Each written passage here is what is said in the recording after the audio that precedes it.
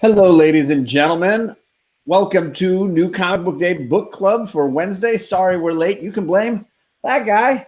Whitewell Comics. It is actually my fault. Don't blame John. It's not like me trying to take the bullet for John. It's actually my fault.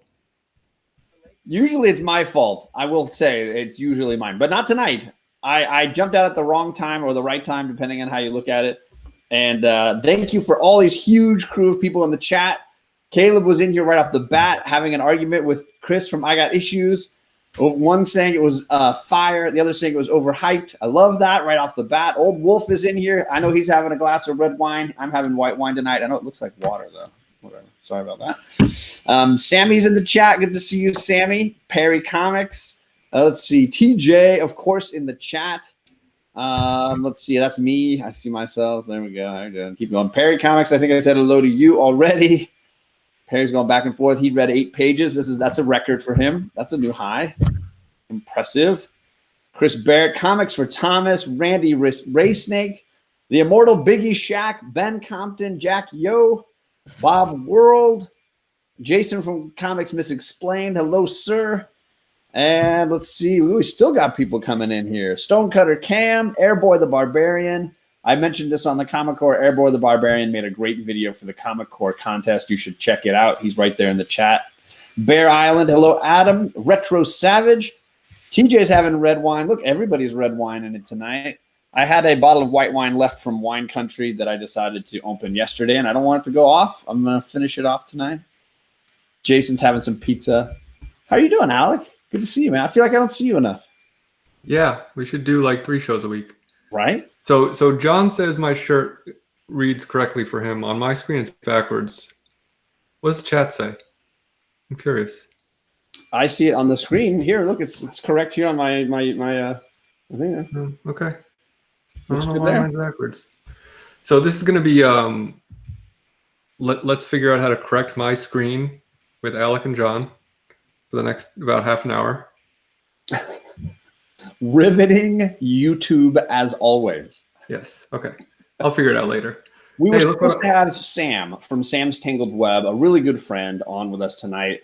But there were some issues going on for Sam, and he was unable to pick up his books today. So he is bowed out. But I felt like I wanted to read Powers of 10 next week. So we're going to roll right into continuing what we're finishing tonight into next week. And we'll have Sam hopefully join us for Powers of 10. Tonight, we're reading House of X. And I will say, I mentioned on the Comic Core, I don't read a lot of Hickman. I am well out of the Hickman verse. No Fantastic Four, no East of West, no, was it Forever, some New Avengers or something he did. I've read near nothing. Bear Island is demanding Sam, so I guess we might as well call it a night. So thank you for coming, everybody. This was awesome. Much appreciated. We'll see you next week when Sam is here with us. Everybody says my shirt says Mixelplixit. Say it backwards quick. That's very. I don't know why it flagged that for review. Explain the fishbowl guy. What? Sorry, but what did you say? You wanted a Sam impression? What? So yeah, I went into Hickman House of X with very little Hickman background. So if Alec, I'm sure you were well read in Hickman. Is there any Hickman that you're a big fan of? I like East of West a lot. Interestingly, we talked about Joe Mad the other night. I bought the Joe Mad cover like a schmuck. Why does that make you a schmuck? Because it was an incentive variant and it was $20. Oh, there you go. And I also my LCS way underbought on these, and they ran out on the midnight sale, and so I got one of the last ones. They had some of the was it the Cyclops cover, the one that was like the action figure cover. Oh yeah, that was all they had left, and they only had a handful.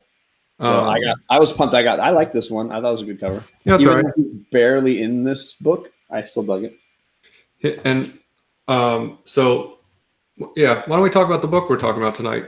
And if you don't want to stay because Sam's not here, I get it. We'll see you later. I respect that. Adam.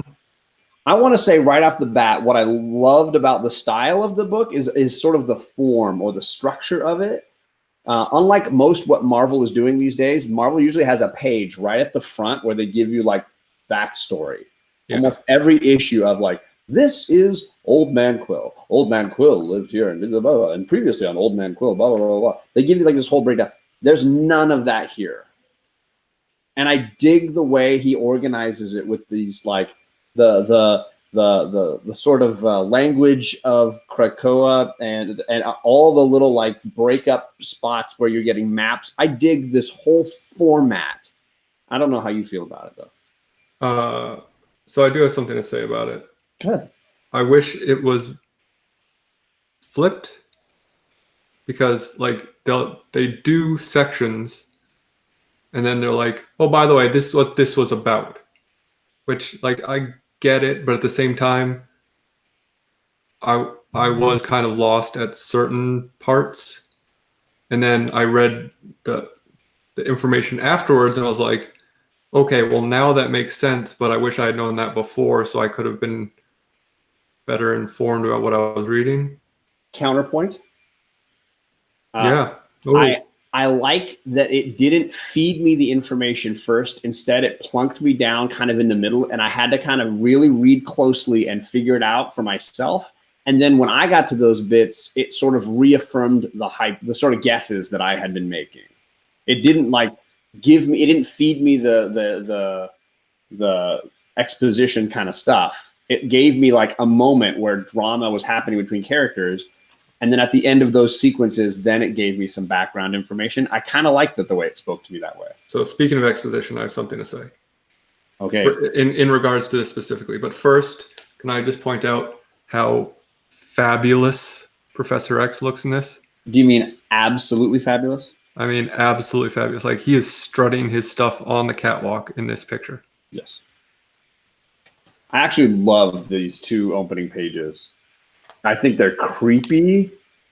I think they're weird. They're not explained at all anywhere in the story, and yet they're absolutely messed up awesome to me. Yeah. So great point, because these pages, I was like, this comic's gonna rule. And then the next couple pages with the flowers, I was like, okay, this is intriguing. What's going on? And then it's like, it pulls the Star Wars Episode 1. It's like, let's talk about ambassadors for 5 pages, which was just drudgery for me. I would argue that's an unfair comparison in that the way that Star Wars does it, it's exposition. I think the way they do it here, they treat it as the drama of these characters. You're seeing the mutants in a position of power that they've never been in before.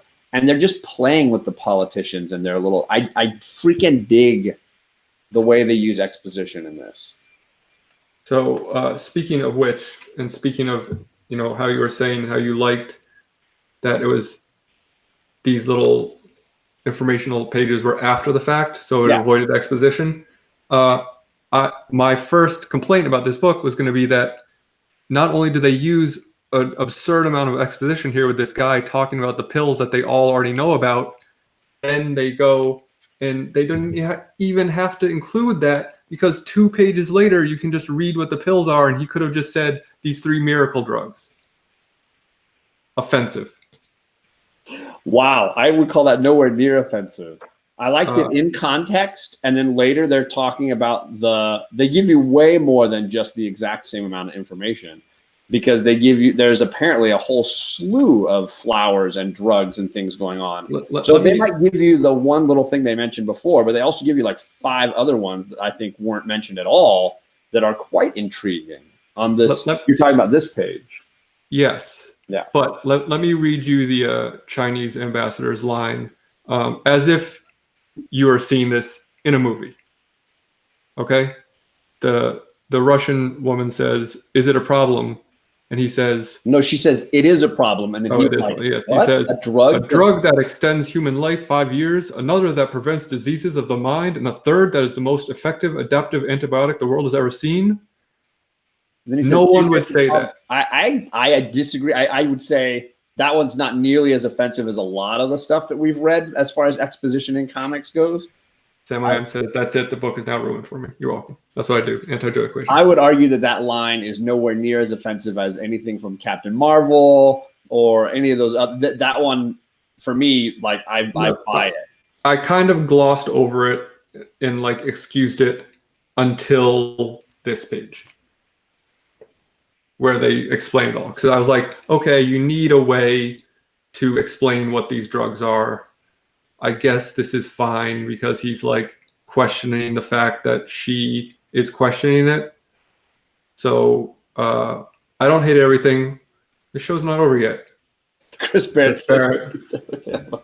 But then I saw this and I said, well, why the hell did you waste the exposition if you're just gonna use these pages to explain what you just? I'm gonna argue they didn't waste it because they give you way more information than that one thought bubble or word bubble gave you.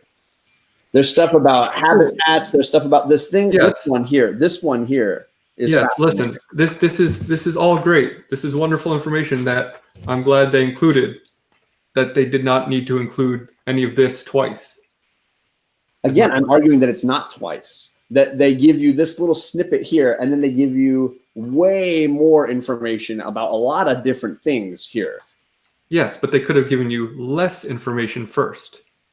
You could have just said these 3 miracle drugs, and you said, what are these 3 miracle drugs? Maybe they'll bring it up later, and then you get the pages where you. Then it seems like a lot of angst for just one sentence. I don't know. Well, you know me. And then this book for me was this was the worst part.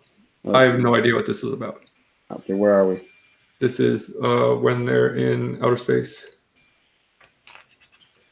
and then they reveal that there's like a bunch there. Hold on, wait. Yeah, because the part with Marvel Girl was just, I don't know, kind of boring for me. But yeah, you're skipping through the stuff where clearly the mutants are sort of joining together in this new nation state where they have created portals to allow people to escape to, is it Krakoa? Is that how you say it? Yeah. Bear Allen says, yeah, Chris, that's not fair. It's like saying all of Alec's shirts are black. It's simply not true. I have like one white shirt and a red shirt. See, now this is... And some are just really dark gray. Yeah, that's true.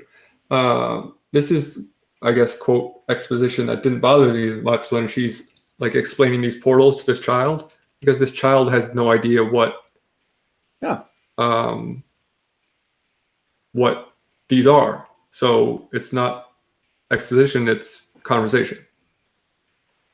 DJ's throwing out another hot take, which is that Deceased is friggin' amazing. I would debate that topic, but then I've read more of it than Alec. Alec stopped after issue 1. Yeah, I refuse to read that garbage pile. So here's, I mean, if you want to skip around a little bit, we can. Here's what I like about this. I like that they're setting up Charles Xavier as a creepy, culty villain. Yeah, and he never takes off Cerebro. He's just kind of like smiling in the fields with children. It's so freaking awesome. I love this idea. He's like, I don't know. Koresh style, man. He's like sitting there with his children. Come to me, my children. Oh, he's just like this same expression on his face in both these panels. Yeah. People are joking about the fishbowl thing. I think it's like super creepy. I don't find it funny or silly. I mean, I know you said he's doing this catwalk thing. For me, it comes off as really villainous. And I dig the idea of twisting his character around a little bit, that maybe he's, been around Magneto a little too long, absorbed a little too much of that. He drank too much of that Kool-Aid. And I think I'm digging the idea that you could potentially have Xavier on this other level. I've always wanted to make a shirt that says Magneto is left, or Magneto was left instead of Magneto was right. Gotcha. Yeah, that's a thinker. Deep cut. But Magneto was right, by the way. I think usually he is cynic, but then you're a cynic, so there you go. How dare you? So you have Magneto giving a tour to these politicians with these two girls who I've never heard of before. These two mutants that he brings along with him, Sophie and I don't remember her other name. They are mutants. Well done. Yeah, and they're twins. Ozzy Comics and Cards says, would that shirt come in black? No, it'll only come in white. So then the next big panel page or whatever, the breaker page is this map of the island Krakoa, and it shows you where the key elements are on the island, which I thought was interesting. And then it shows you where in the world it is, so you get a sense of like in the globe where it would fit. And then you get this outer space sequence, which I was completely willing to write off, if only for the reveal at the end of it. So you have these astronauts and they're exploring some element in space. Can I ask a quick question about the map? Oh yeah, I don't know that. Sorry. Especially in reference to the villainous nature of things. What's going on the south of that island? Not a whole heck of a lot. Yeah, but something. Maybe it's barren. Maybe it's like desert wasteland or something. I don't know. Something's going on. Well, sure. Something's going on. Is that bothering you? Yeah, I don't trust it. Man, you're really looking for things deep here. So they're here. This group, they are trying to figure out what went wrong. There were some astronauts who perhaps died mysteriously on this vessel, and the reveal is, I think, really cool. This giant sentinel head. Yeah, sure. So that freaking cool. The reveal of this section was cool. The lead up to it, I did not know what was happening. But again, I will say that's what I dug about it, was they kept dropping me into places. And as a person who hasn't really devoured a lot of X-Men, I was lost for what was going on. So I had to read really closely, kind of grasp what pieces I could. And then they would always end with a fun reveal and then a couple of pages that would fill in some of the blanks that I was trying to assume or guess. I liked the way it wasn't talking down to me. Instead, it was kind of like forcing me to lean in a little bit. This is a lot of words for a comic. No shit. That one did bug me a little bit. Okay. Long. Hey, we agree. But I mean, like, visually very cool, graphic design very cool. I'll be honest, I did not read all of it. I did read all of it, but by then, this is the middle page of the entire book. By then I was kind of really involved and I wanted to understand it all. And I dug the fact that they gave me a 2 years ago, 1 year ago, 6 months ago, 2 months ago, so that I can understand a little what's going on. The way I understood it was there's this, what they call Orcus Protocol, this idea that there would be a group out there trying to control the mutant population and that they are now enacted, that because of Krakoa and the things that Magneto and Xavier have put into play, this protocol is now going to be the answer to that. So we're getting to see the sort of like inside of the opposition, if you will. I don't know who any of these people are. They list a whole command hierarchy here. I don't know who any of these people are. Man, Bear Island, we got to vote for this Comic Core thing. You're not making a case for yourself right now, bud. I'm just teasing him. Alec read. What do you mean, Alec read? Alec read the whole book. Didn't you read it? No, I just said I didn't read that whole. Oh, that one. That doesn't count. So if I had a white shirt, I would change into it right now because this is me changing personalities, and this is when I started to like the book. From right here, this next sequence. Yeah. Yeah, the next sequence jumps into some kind of a robbery heist sequence with Mystique and Sabretooth and Toad. And they're breaking into some facility and then trying to escape. The only part that bugged me is the jump escape from like 20 floors up and they land without getting hurt. I didn't realize Mystique had that superpower. They're like legitimately like 20 floors up here and they just land. They're just fine. Yeah, I mean, they're mutants. Yeah, right? Her legs are super magic. Bear Island says, just go skins Alec. It's okay. And I love that they're then assaulted by the Fantastic Four. Really cool sequence. Nice way to bring in the Fantastic Four. Yeah, I was going to say, do you think Marvel told him, hey, you have to fit Fantastic Four into this somehow? No, I think it fits beautifully. No, I think he did even if Marvel did tell him to do that, I think he did a fine job of it. It doesn't feel forced, but I'm just wondering from like a marketing perspective if they were like, hey, we need to like bring these characters together so that when the cinematic stuff happens, blah blah blah. I don't think so, because it doesn't feel like that. It feels like the break-ins happening in New York, and then of course the setup of talking about Franklin Richards at the end is perfect. You know what I mean? It bleeds into their overall storyline perfectly for me.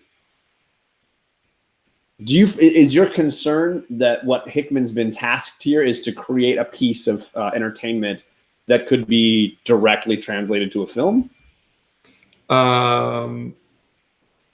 Not exactly, but I do have a perspective on that. Airboy the Barbarian says Alec wears black because he feels reviewing this book is like attending a funeral. He hates it that much. Not true. And then Bear Allen says, actually, Airboy, this is Alec enjoying himself. Yep. So I do feel as if they brought in Hickman not specifically to tell him to do this, but to say, hey, like we want a fresh take on X-Men so that people know who they are for when movies come out that we are making. Basically like creating a new, because even at San Diego, they said mutants are coming. They didn't say it was the X-Men. And we know these 6 books that we're getting after the fact, and they're all over the place. I'm going to say, as somebody who hasn't read X issues, except for the Uncanny we did with Tony back in, November or something, I haven't read any X titles, and I freely admit that I have not loved an X-Men book since probably Uncanny was in the early 300s. Like, I really just haven't cared. I haven't been passionate about it since then, which is why that's the chunk I'm collecting personally. This reinvigorated that for me, but it did not feel like traditional X-Men at all. It felt like Xavier as a villain. It felt like a lot of my favorite characters were not really even there, and I dug that. For me, it feels like the wrong source material to jump straight into the Marvel Cinematic Universe, because you're going to have all the wrong visions for these characters. Well, but we don't know what's going to happen after this comes to pass. So Comics Explained says no one tells Hickman what to do. TJ says that's exactly what he's been tasked with. But Comics Explained also said, yeah, I think this will be the definitive new story for what mutants will be in the movies. And a lot of people mention Age of Apocalypse, and I will honestly say I've never read it, and I know that it's great. I just never have gotten around to it. But going back to the Fantastic Four thing, like, it could have been Iron Man. No, it couldn't have. It needed to be somebody that had a foot on either side of this issue, right? They are clearly human, but they have a child at play that this team all care about, who is a mutant. If it was Iron Man, this scene would be a straight up, A versus B. But instead, we get somebody that's like right on the line. I think Franklin Richards represents, people right in the middle of this debate. I think it needs to be them.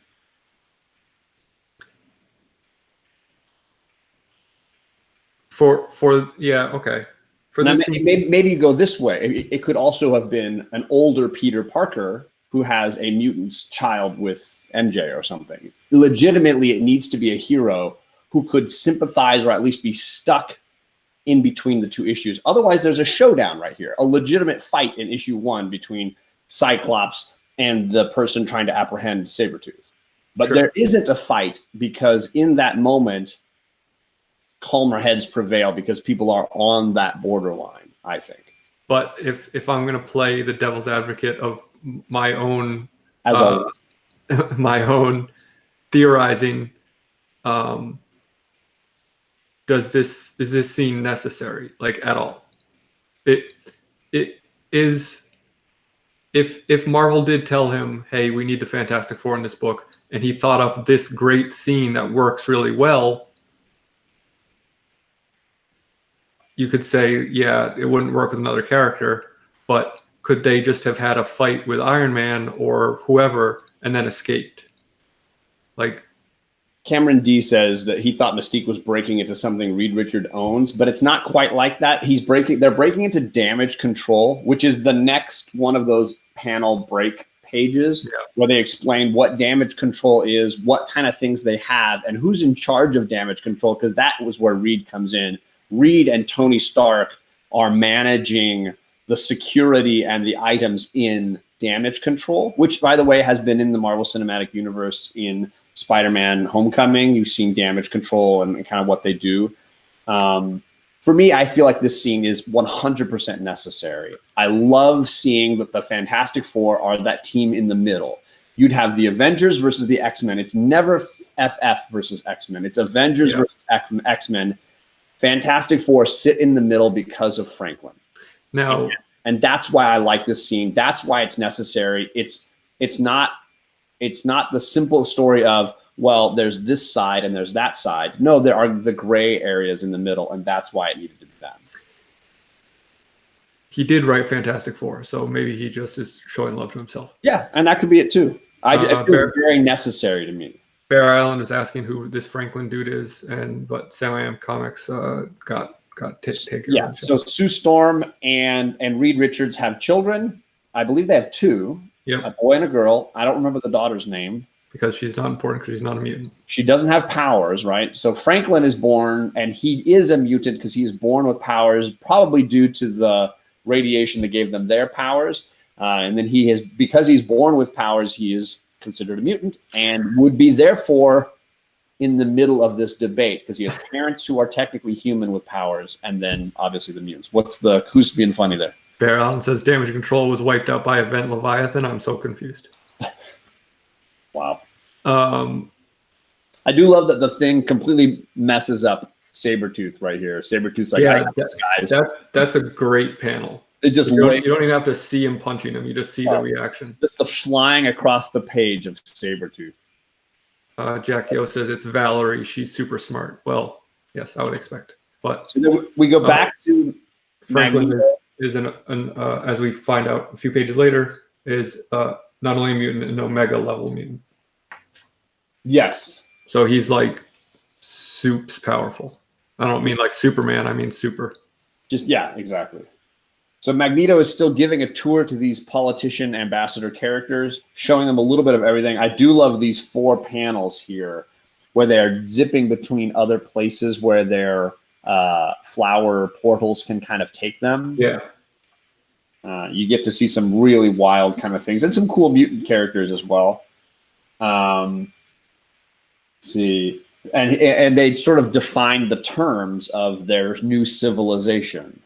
And then it jumps back to the fight with the FF Mystique, and it shows that the Mystique is trying to escape through one of these portals. She's trying to get Sanctuary, Asylum, by making it into one of these portals to get away. Sabretooth is unable to get away because, of course, the badass of the Fantastic Four is Sue Storm.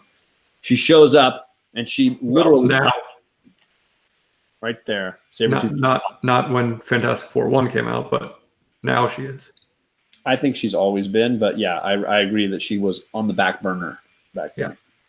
Yeah, she certainly was. So they capture one of the villains, Sabretooth. The others escape, and then Cyclops comes through the portal and has a conversation. I think it's easily the best dialogue sequence in the whole thing because it feels tense. And he is much differently, but also strutting his stuff on the catwalk. Yeah, he feels very Xavier-like, super creepy. He even his first line, he's like, how wonderful. The Richards family. He just seems like he's already drunk the Kool-Aid. He is high on whatever Xavier's putting out. So this was a weird little drawing for me of Sue. It seems very flirtatious, her pose. Yeah, I guess the pose is a little weird. I didn't even notice it. I was busy reading the dialogue, which is, for me, spot on. He's like, Cyclops is doing this like, oh, you got married. Mazel tov. It just shall I take Mr. Creed off your hands? It feels phony, right? Everyone else doing well. It Oh, seems what would life be like without a few surprises? Oh, it seems is usually smarmy. Like, yeah, he's usually like type A, all business, stress, anxiety. This is a very different Cyclops. It's almost creepy, this conversation, for me. Old Wolf says, is he really Professor X? I think he's too buff. So it ends with a little debate, and finally Cyclops bows to them and says, fine, okay. I can see that you feel strongly about this. Why don't you keep him? We'll deal with it some other way, some other time. And then, I love Sabretooth is like, are you freaking kidding me, Summers? Yeah. Left behind. I love that panel right there where he's trapped behind. And then, of course, it ends with that great little bit where Cyclops mentions Franklin and says, my family spent our lives being hunted. Please tell your son that when he is ready, he has a family at Krakoa waiting for him. Yeah, that's badass, man. I freaking love that scene. It's my favorite in the whole book. I love it. I agree. This scene was great. And I disagree, Barrett. He is not being pretentious. He's being creepy as heck. I think one of the reasons why I started liking this book at this point was because the story became more cohesive. Like the first half of the book, it's jumping all over the place. It's setting all of this stuff up and giving you the information, but kind of expecting you to know what's going on before. I don't know. It felt like he was overfilling the first half of the book, I think. But once you get like, I would get 5 or 6 pages of like the same scene, like I got invested in it. I would argue, though, that like the way he was doing it, I was not bothered by it at all. You mentioned Wolverine. I wanted to jump to the only 2 panels that I recall Wolverine being in this whole thing, which for me is exactly how you use Wolverine, right? Just 2 panels of him laughing with children. Yeah, Jean Grey at the very beginning brings a few kids through the portal, and in the background there's Wolverine wrestling with them, and you get his face right here. He's playing wrestling with creepy Xavier standing right over him, just sort of watching them. Very, very un-Wolverine-like as well. Not at all. Yeah. So far we've seen an un-Wolverine Wolverine, an un-Cyclops, and an un-Xavier. For me, again, I dig this for the creepy cult-like level. So here's the list of Omega mutants that I referenced earlier. Which might be my favorite of these little panels. Yeah, it was very interesting. Because it's interesting to see mutants ranked, not based on what is their power, but on within that tier, how powerful are they? Yeah, I did not realize Iceman was Omega level. So they have the comment, right? A mutant who is Omega level has a dominant power that seems to reach an undefinable upper limit of that power's classification. So they compare Magneto and Forge in the little for example section, and why Magneto would be Omega level and Forge wouldn't. And it's kind of interesting. And then they list a large group of mutants and where they might fit.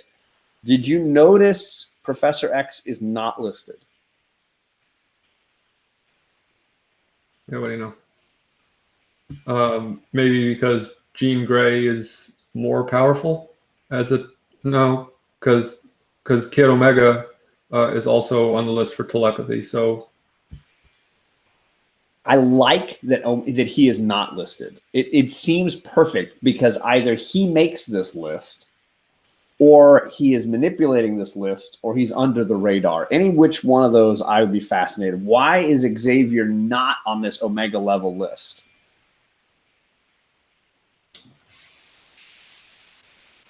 I literally looked for him because by this point in the book, I was like, dude, he's the creepy bad guy. I really want to know. And I went through the list and I'm like, why is he not there? So Comics Books explains that I think it only lists some as examples, not all mutants, but this does say Omega level mutants and then parentheses known. So that would lead me to believe that it is all known Omega level mutants. Which, by the way, includes 2 of the Summers clan, besides Jean Grey, who was at one point a Summers. Hope and Gabriel. And then, of course, the only person who is allied to humans on the list is in bold red, and that's Franklin. Yep. Again, I'm at this point, I was like, this book is for me. And I was just locked in 100%. And then so it ends with where it began, as far as with the exposition of politicians and the reveal that the 2 girls that have been twins walking with them all along are telepaths reading the minds of these politician ambassador characters. And this is when all the cards on the table. Magneto becomes Magneto and is just a complete badass. This scene starts off with him saying, "So what have we learned?" And one of the ambassadors tries to start speaking, and he says, "No, I wasn't speaking to you." And then one of these twins start outing all of these people as imposters or plants or not exactly who they say they are. Yeah, exactly. And then my favorite panel in this book. God, I hope it's the same one as mine. Where he's disassembling the gun. No, I love the one next to it where he's like the light shining behind him. Oh yeah, that looks great too. But it's like low and the light and oh my God. Like I thought that looked so cool where not only does he take his weapon, he's like, I'm going to fully take it apart, including taking each individual bullet out of the gun. That's great, man. So Magneto reveals that he knows everybody's layers and where they fit in the game, and he's letting them know we have all the cards. The game is done. This is not a negotiation. I wanted you to be aware that we have all the bullets in this battle. You're just here to agree with us, and then we can move on. And he also has another incredibly badass line where one of the twins says, "Should I show him out?" referring to the man with the gun. And Magneto says, "No, some would be offended at a wolf presenting as a sheep, but I have learned hard lessons from your kind, so I know the truth. You are all wolves." And he's just like up in this dude's grill. In his face, yeah. Badass. Well, I was going to say I love the final line where they're looking at the broad sunset or I don't know if it's sunrise or sunset. And Magneto says, you see, I know how you humans love your symbolism almost as much as you love your religion. And I wanted you and I need you to understand you have new gods now. Yeah. And the setup to that is on the page before where he is basically saying this is not a negotiation and blah, blah, blah. He goes into this whole speech and one of the ambassadors says, "Do you know what you sound like?" And Magneto says, "I do. And it finally feels good. It feels good to finally say it." And then it leads you into that line. Yeah. And then the quote on the next page that ends the book says, "I have a new word for the lexicon of man, Krakoa. And in the future, when you speak it, make sure you do so softly with proper deference, for we will be listening, Magneto." Damn, dude. Yeah. So, and then they give you the breakdown of like when the issues are coming out because it's powers of 10, and then they start to kind of shuffle powers and House of X, and they kind of like go back and forth, but like then so that it shuffles a little bit. But there's one every week from now through October. So yeah, this was like really kind of like a tale of two books for me because I was almost bored by the first half and like fully bought in by the second half. And for me, I thought it flowed together really well. But again, it's possible you went in with really high Hickman expectations, being a Hickman fan, and I went in with really low expectations, having hated pretty much everything the X-Men did in the last 2 decades. So, you know, that might have played into it. My expectations were like just at the floor. Like I was like, there's nowhere to go but up at this point. and I was really blown away by how they put it together. I mean, there are little things, little flaws. It's not a perfect book, But for me, it's like a 9 out of 10. Like I legitimately enjoyed everything that's set up here, and I could see this being like a phenomenal 12-issue storyline. And I'm in for all 12 based on this one issue.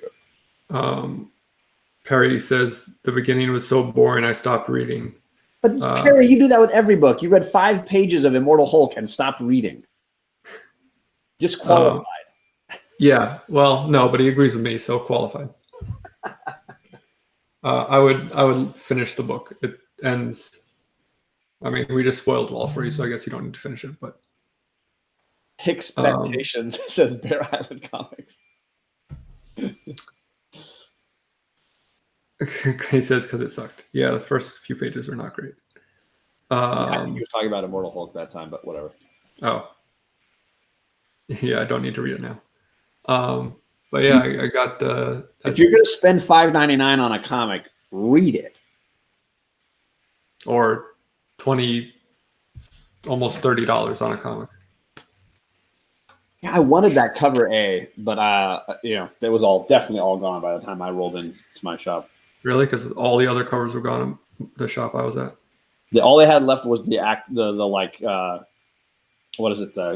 action figure comics. Bueller's in the chat. I agree, Bueller. I read it and was instantly hooked, and I'm in. And it also made me want to go read East of West and some of the other Hickman books because if they're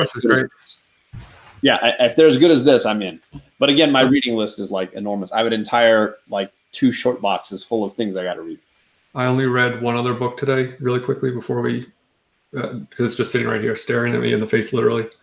Okay. Detective Comics 1008. This is a standalone story. Great Joker issue. Felt like, kind of odes to animated series. Oh, nice. Really enjoyed that, and I haven't been reading Detective, so. But a buddy of mine said Detective is amazing right now, and that it's everyone says that. Yeah. But I will say I have hated or really dramatically disliked all of those giant face close-up covers. Really? I've been buying a bunch. Did you see the Bizarro one this week? Yeah. Oh my God. Gorilla Grodd, 10 out of 10. That was like one of the first. Catwoman one because I'm reading Catwoman and I had to get it. That one was great. But I like the Lois Lane one. I don't count the Lois Lane one as one of those because she's not a villain, right? It's Lois. Or is she? She's not a villain. That doesn't. I'm talking about the year the villain faces all the bad. Adam Hughes Lois Lane faces a year of the villain. It's part of the thing. Lois is a villain? I don't know, but that is one of the covers listed on the. I'm pretty sure. Huh. You're not talking about the Frizen issue 1. You're talking about I'm talking about the Adam Hughes. The Adam Hughes one. Yeah. I don't know. Now I'm very curious about that. I'm gonna have to look that up. Check that out. Don't forget to read Star Pig, says Bueller. It's another great book this week. The title alone, obviously, but I've been spending way too much on my weekly pull list. So I put back Guardians. I didn't buy Guardians. I put back a bunch of books this week. Comics Explained says Lois is Leviathan.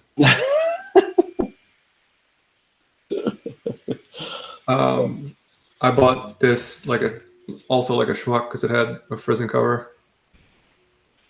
It's probably going to be terrible. Actually, I liked the what's her name, America. Oh man, in the bottom left corner of that cover. Yep, America. Yeah, she looks excellent. It looks like his best Wonder Woman stuff. I picked up this Stephanie Hans Thor variant that I didn't have. Ooh, which issue is that? Thor 1? It's number 6. Of the first 8 issues where she was Thor? Yep. Nice. I still need issues 7 and 8, and then I have that full run and a couple of variants. Someday I'll find one. But I'm going to wait until the prices normalize again. What are you missing? Issues 7 and 8. Oh, yeah. 8 is a hot one right now. People are saying 8's a hot one because she reveals her identity. I have a feeling that one's going to go back down to cover price pretty quick. Yeah, maybe not cover price, but it's not a first appearance. It's not an anything. I think it's just a reveal. I have a feeling that one's going to normalize pretty quick. I have all the first appearance ones. Yeah. I don't have God of Thunder 25, but whatever. I don't. So does this ruin your interest in seeing Powers of 10? Oh, absolutely not. I'm like I said, by the end of it, like when I got to the end, I was flipping the page for more. So I am anxiously anticipating Powers of 10 and issue 2 of this. Okay. Because I think once this hits its stride, it's going to be like, it has, I don't want to say it's going to be, it has the potential to be a knockout. Did you notice that when they list the issues at the back, they highlighted some in red? Yeah. Did that pique your curiosity? It did, because like Franklin Richards was highlighted in red, and some other stuff in different lists were highlighted in red. So I wonder if there are hints at. Yeah, I was curious. So they list all the issues that are going to be in this storyline, Powers of 10 and House of X. And the ones that get bright red are House of X number 2, House of X number 5, and the final issue, Powers of 10 issue 6 on October 9th. They're all highlighted in red. I'm assuming they are trying to tell us in advance that those are key issues, which seems kind of like blatantly frustrating to me, but like whatever. Hey, I'd rather know about a key issue at a time than to find out the morning of and miss it at my local shop, because I'm like, oh, it's issue 7 of this 8-issue miniseries. No one's going to care about this, and find out some first appearance and the internet hypes it up, and then I'll never be able to get it. And then I'm missing 1 issue out of a miniseries that I can't finish reading. Jacko says it definitely includes clues. Yeah. Carnageized issues. But Helen's like, I'm not getting Powers of 10. I'm not paying to do math. Come on, dude. Powers of 10, pretty easy. It's 10, 11, 12, right? That's the power. Is that how that? No, that's wrong.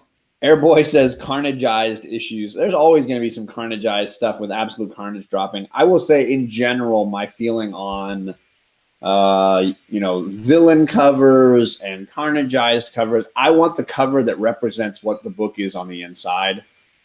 So there was an amazing Doctor Doom cover for like Fantastic Four issue 3, but he wasn't in the freaking issue, so I'm not buying it. It was a beautiful piece of art I would hang. Incredible Galactus cover that was for a Spider-Man book. Right? And I'm not buying it. I did, because it was so nice, but yeah, I agree. It's the same with the Venomized, Carnageized. That's just me as the collector. If you really love it and you want the set, I know that, like, totally go for it. It's just something about it irks me, and I've never been able to get over it. So clearly I've got my own issues. I feel like typically Marvel has kind of like 2, they're not separate universes, but like X-Men and the rest of the Marvel universe are typically kind of compartmentalized. Definitely. So I'd be very surprised if we saw carnageized variants. Well, and by then I think doesn't Absolute Carnage start here in the next couple of weeks? Yeah. So by then there'll be these events running side by side. I don't know how that'll play out, but they'll be happening at the same moments. Airboy says Venomize Xavier. That's what's wrong with him. And Comic Man Andy complimented my beard. Thank you so much. I saw that, yeah. It is a fine false beard. Do you want to make some predictions as to what's happening with Xavier and the mutants right now? Because I've got my thoughts, but I'd love to hear yours. Yeah, I think it's quite possible that Xavier is like controlling all of the mutants with his brain.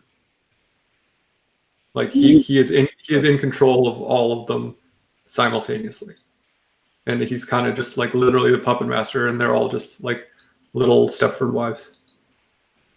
Yeah, something's clearly gone on with him where he's using Cerebro 100% of the time. I mean, he only has like 2 dialogue lines in this whole book, right? He welcomes the new babies as they're being born, which I don't fully understand yet, and is super creepy.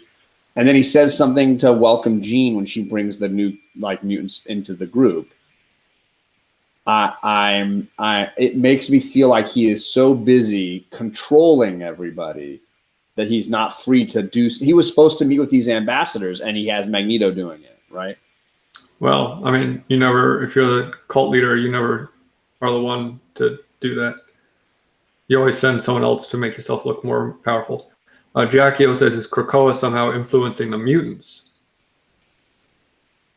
Is the island doing it, you mean, or the plants? I guess either one, but is it? These plants are going to be hugely important all the way through, right? They're the embodiment of the Kool-Aid, right, for this cult. Yeah. Interesting fact about cults, it was actually Flavor Aid. All right, cool. No, but somehow the saying became drink the Kool-Aid, but yeah, it wasn't. Nobody's ever heard of Flavor Aid. Yeah. Maybe. I wonder why. Because a cult used it to murder a bunch of people. My prediction is everything will be fine and peaceful moving forward. Nothing to see here in Bear Island. Bear Island is on fire tonight. Yeah, that dude's frustratingly funny. So for me, I feel like Bear Island says Little Bird is the island. Yeah. You always know you're going to get Alec with a good Bear Island, with a good Little Bird joke. Hey, were you able to read Little Bird? Did you finish it? No, not yet. Have you bought it?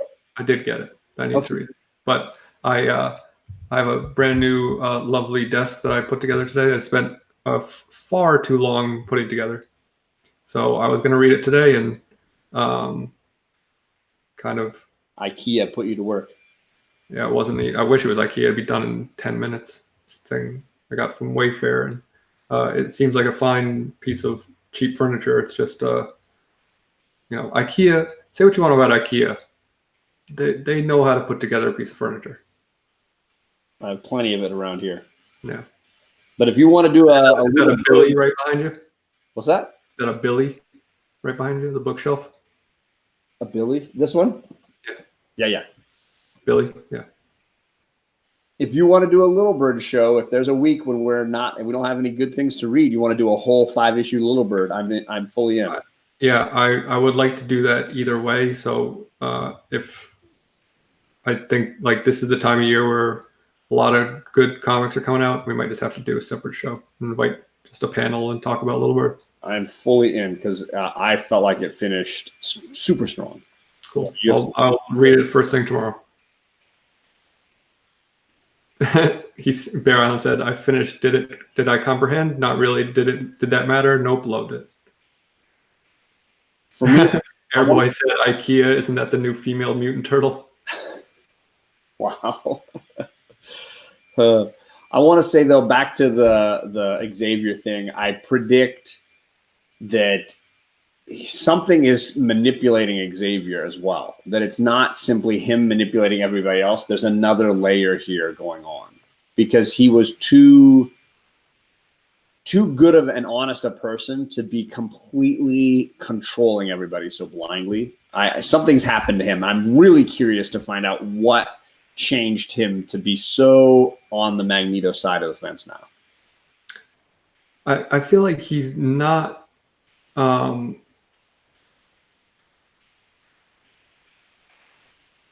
actually on the Magneto side. He's still, because Magneto's side is much more aggressive and this is still much more passive. Okay. But it's somewhere in between where he's like, I'm still being a pacifist, but you're right, we shouldn't be, like, we should be separate from humans,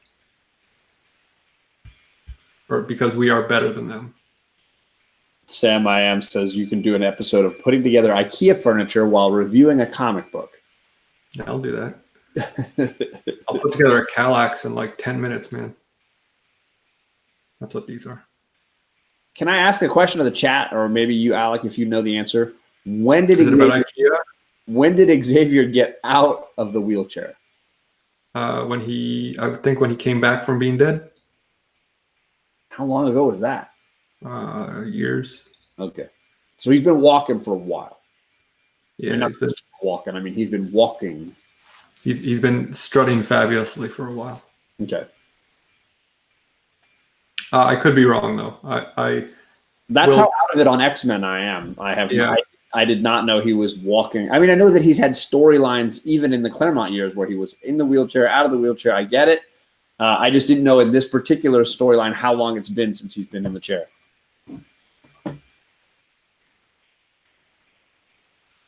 The Mandarin is not controlling him, Airboy. I don't think the Mandarin is in charge.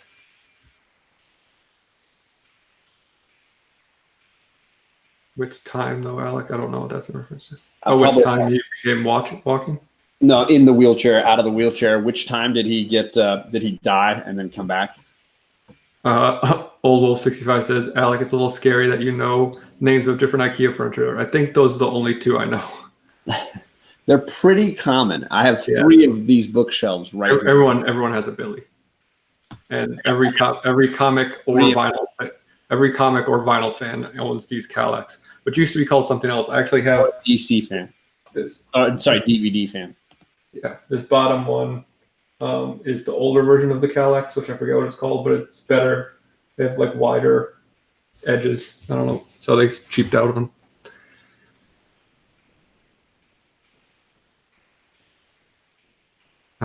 Yeah, what time did he come back from the dead? Yeah, I don't know. Everyone comes back from the dead constantly. So that's it for me. Did you have anything that you wanted to talk about for this book or for what's coming up on your channel? Or I've got book club next week.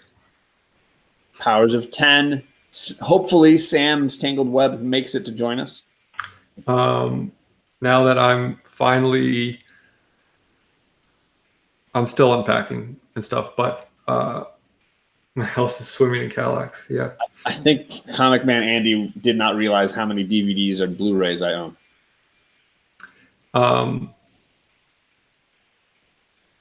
What was I saying? Oh yeah, I'm gonna try to make some pre-made videos again. So we'll see about that. I've got a couple ideas, including I was gonna do I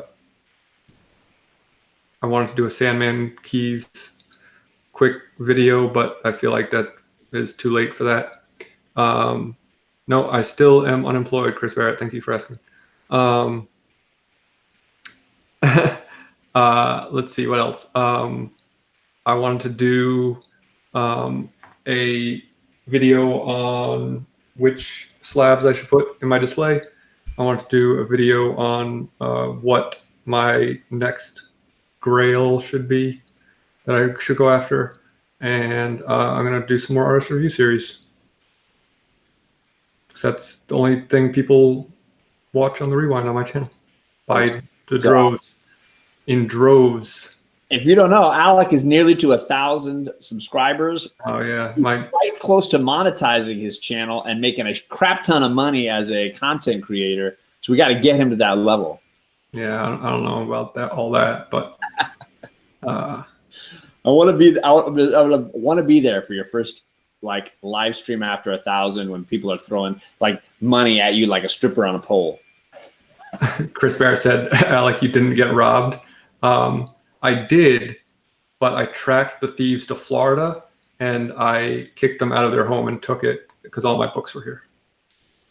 And you got a free lizard in the deal. Yeah, he's around here somewhere. I agree, Jackie. It is really well deserved. I think you're at like 970. Is that what it was? Last I checked, I was at 969. Nice. Nice. I feel like the YouTube app doesn't like update in real time as far as how many subscribers you have. Well, it's also hard because I've noticed that if some person... Oh, damn. I'm at 974. There you go. If a person subscribes to your channel and they have a private account, it doesn't notify you and you have to just be checking. So every once in a while I'll go up. Yeah, right. I didn't get an email or I didn't get a notification. Usually I get an email. Just let everyone know once again, because I haven't said this in it feels like months. My whole idea for starting book club was that because Conflicts Explained said I'm going to send the first super chat. any super chats that anyone sends during book club, we're going to donate to literacy campaigns. So feel free to, but just know it's not going to me. It's going to a better cause than me buying comic books. Yeah, and obviously my channel, I'm Old Wolf. I am close to 700, but I'm nowhere near 1,000. So you can monetize and donate during his book clubs. But once we're both to 1,000, we kind of agreed that those things would happen for all the book club shows. That money would not go to us. I mean, feel free to PayPal us otherwise. Yeah, I mean, we will let you know when we get to a place where that actually happens, so that you can know like what charities we're looking at. No, I meant like if you want to give us money, you can just PayPal us. Oh, for sure. Like, yeah, I'm legitimately a whore. Well, it's pronounced whore.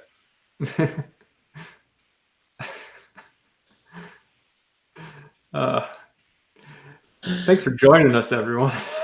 Second Street Marvel came in just at the right/wrong time. Oh, Bueller, I believe I'm well over my watch time hours because one of my videos has like almost 6,000 views. Yeah, that Vignola video is getting constant replay. Chris Barrett says, so you guys are planning on donating the money to me? Self-burn. John sends great feet pics. Is that what I do? Yeah, Old Wolf says, I don't read well. I'm not proud. Yeah, I mean, I read comic books for a reason, so I'm not a strong reader.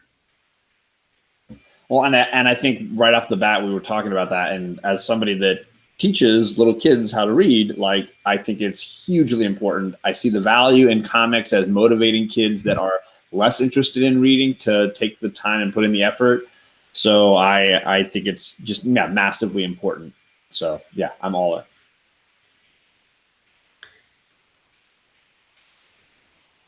All right, so I'll shout out. I've got a show tomorrow night.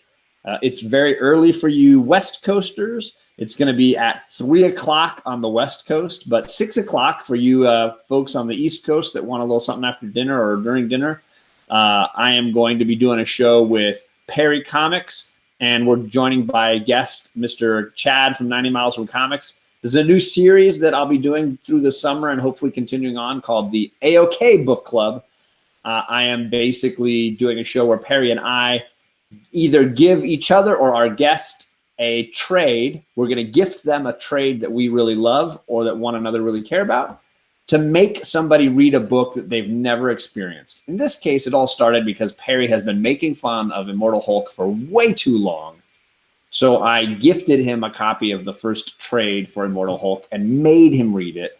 And then Chad 90 Miles from Comics, he and I have been goading him for a while. So he's going to join me because we love it. We're going to see how he feels about it. Then next time, Perry's going to gift me a trade, something I've never read, and we'll go another round. And the third time, we'll pick somebody from the community who's never read something that both Perry and I love. We'll gift them the trade and make them come and join us to talk about it. Once I get a job, can we do that in reverse order and I gift you something really pretentious that you have to read? That's generally the idea. Is you could get very obnoxious with this and force somebody to read something that they're going to hate. But obviously, our goal is to pick something that we passionately care about. Sure. And get somebody else involved in being interested in it as well. Hopefully. It's not a guarantee that it's going to work. I'm supposed to hang out with Caleb tomorrow. So hopefully we'll hit up some shops and shoot some video of us goofing around and maybe post that too. Nice. Is Bueller making jokes here? Make people read a book. That sounds horrible. So we're not donating to charity yet. Neither of us have monetized our channels, and I am a long ways away. I can't even get to 700. Every time I go one forward, I go one back. So I can't even make the 700. So yeah, and I would say, like, if you want to send us money ahead of time, but just donate directly if you want to donate to charity. So Airboy's asking the book next week. It's going to be the follow-up sequel to this week's book. It's going to be Power of 10 or Powers of 10. Is that what's Powers, right? I think so. It's the sequel to this book. It's the sort of companion book to this one. So we're going to try out the other storyline that's going to be partnered with this one. And hopefully Sam will be able to join us. I know that he had some challenges this week, and we hope that all works out so that he can be here next week, because he is one of my all-time favorite people in this community, and I have yet to have him on book club. What? Green hearts for Sam in the chat, because I know he'll watch this later. He's an awesome guy, and one of the most knowledgeable Marvel people I've ever met. I don't know what's going on in the chat right now, but people are talking about monetizing, the challenges in that, I think. Yeah. I'm not start a Patreon. Yeah, I don't want that. Alec and I have no interest in doing like mystery boxes, Patreons, or any of that stuff. Obviously, like I will freely admit my goal in monetizing, if I get to that point, is to only be able to afford to do Marvel Unlimited and the DC app for my girls. Anything beyond that, I'm going to donate. Like I have no plans to keep the money that's donated for me. If it covers the Marvel app and the DC app so that I can read it and do content, that's it. All the rest of the money I'm going to send away. Yeah. I mean, if I still don't have a job by the time I monetize, I might like use it to buy ramen, but hopefully that won't be the case. And also at 1,000 subs, like I think you're making pennies. You're not making any money. Yeah, exactly. I think especially when people don't understand sometimes that YouTube takes a big chunk of the money that's donated. Yeah, they take 30%. So a big chunk of it gets taken away. But again, the DC app is still really cheap. I still think the Marvel app is a really good deal. And I'll put a chunk of the money towards those two things. And once that's paid for, I'll let you know on my channel. And then the rest of that annual year, that money's all going to charity. I don't want it. But I will appreciate it, and I'll let you know who I'm sending it to, and I'll let you know how much it is, like month by month. If I ever get there, I'm talking about 2020 and beyond. Chris Barrett says, Alec, do you want us to just buy you ramen? No, I'm okay. I'm over-exaggerating my financial distress. I'll be fine. All right. Well, we're going to get out of here. If you go back to any of Alex's auctions, you can find his PayPal, and you can send him some money there. Please don't. I'm so looking forward to people doing that. You can like send back PayPal. Deny. Yeah, I know you can. Yeah. I just think it'd be hysterical. So Powers of X next week, Alec's channel. Have fun, dude, with Caleb. I'm very envious of that. Yeah, it should be a good time. Caleb's a fun dude to hang out with. And I will see you all back here on my channel tomorrow at 3 o'clock Pacific, 6 o'clock Eastern. And we'll be talking Immortal Hulk. So if you're a big Immortal Hulk fan, we'll be talking the first trade, which I think covers the first 5 issues, and try to see how angry and Hulktastic Perry gets. So thanks for coming, everybody, and have a nice night. Bye.